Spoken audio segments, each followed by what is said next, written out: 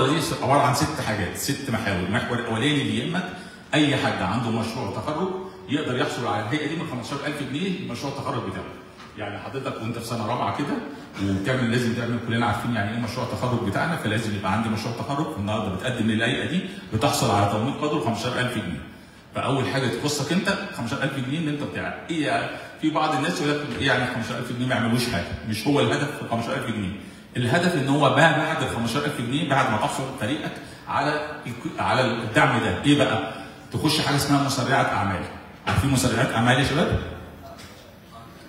طيب احنا محتاجين يعني هو على فكره ده النورمال. انا شايف ان انتوا اولى وثانيه اللي قاعدين قدامي، صح يا شباب؟ مسرعات اعمال زميلي ممكن هيكلمكم عليها، احمد هيكلمكم عن مسرعات اعمال في مركز الابداع التكنولوجي. بس زي ما قلت لك بيأهلك مسرعات اعمال. بعد مسرعات اعمال تخش حاجه اسمها حضانه تكنولوجيه. بعد حضانه تكنولوجيه تخش وتقعد مع مستثمرين يدوا لك الفلوس اللي انا كنت بكلمك عليها اول. قلت لك تريلا خدت 40 مليون دولار، مكسب خدوا 40 مليون دولار. لما قلت لك ان